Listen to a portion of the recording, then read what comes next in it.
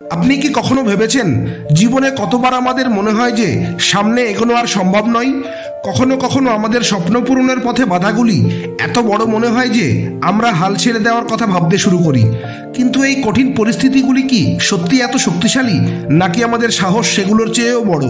আজকের গল্প আপনাকে সেই উত্তর দেবে, যেখানে এক সাধারণ মানুষ তার কঠোর পরিশ্রম এবং আত্মবিশ্বাসের মাধ্যমে অসম্ভবকে সম্ভব করে দেখিয়েছে।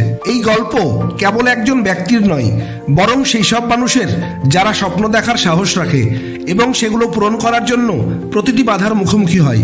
তাহলে চলুন এমন এক যাত্রার গল্প শুরু করা যাক, যা আপনাকে নতুন আলো, অনুপ্রেরণা এবং আশার দিক দেখাবে। এই গল্প শুরু হয় একটি ছোট্ট গ্রাম থেকে, যেখানে জীবনের প্রতিটি সুযোগ সুবিধা সীমিত ছিল।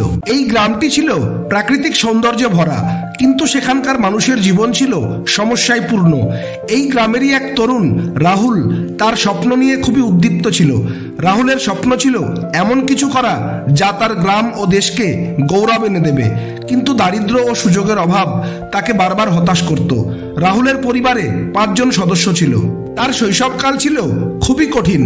তার বাবা ছিলেন একজন কৃষক, যিনি তার ছোট্ট জমিতে কঠোর পরিশ্রম করতেন। এভাবেই পরিবারটি চলত। তার মা ছিলেন গৃহিণী এবং সংসারের দায়িত্ব পালন করতেন, কিন্তু দারিদ্র্যের কারণে দুবেলা খাবার জোগাড় করাই কঠিন ছিল। গ্রাম্য স্কুলে পড়াশোনা করার সময় রাহুল বুঝতে পারে যে শিক্ষা একমাত্র পথ যা তাকে এবং তার পরিবারকে দারিদ্র্য থেকে মুক্ত করতে পারে। কিন্তু স্কুলে পর্যাপ্ত সুযোগ সুবিধা ও বইয়ের অভাব তাকে বারবার হতাশ করেছিল।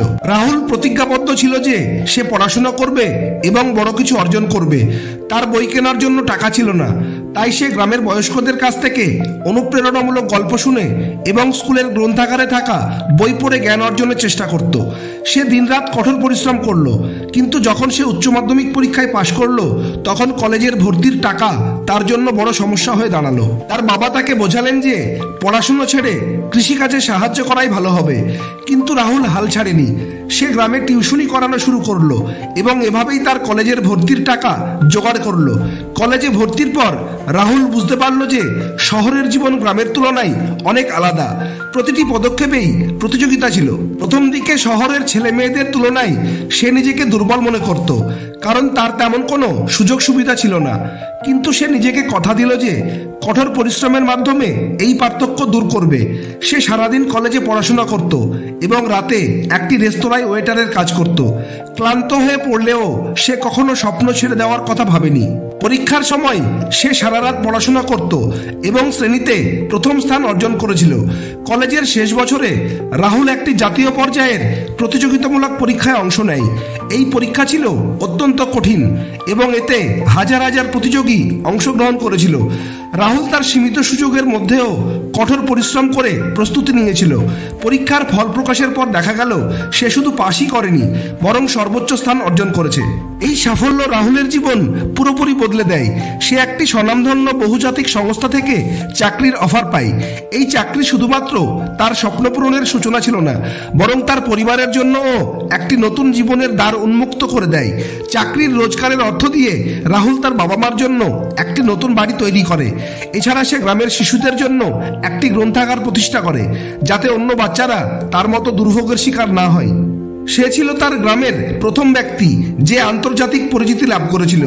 রাহুলের গল্প আমাদের শেখায় যে জীবনে প্রত্যেকেই কঠিন সময় ও বাধার সম্মুখীন হয়, কিন্তু যদি আপনার মধ্যে সংকল্প, কঠোর পরিশ্রম ও আত্মবিশ্বাস থাকে, তবে আপনি যে কোনো কিছু অর্জন করতে পারেন। স্বপ্ন কখনো অপূর্ণ থাকে না।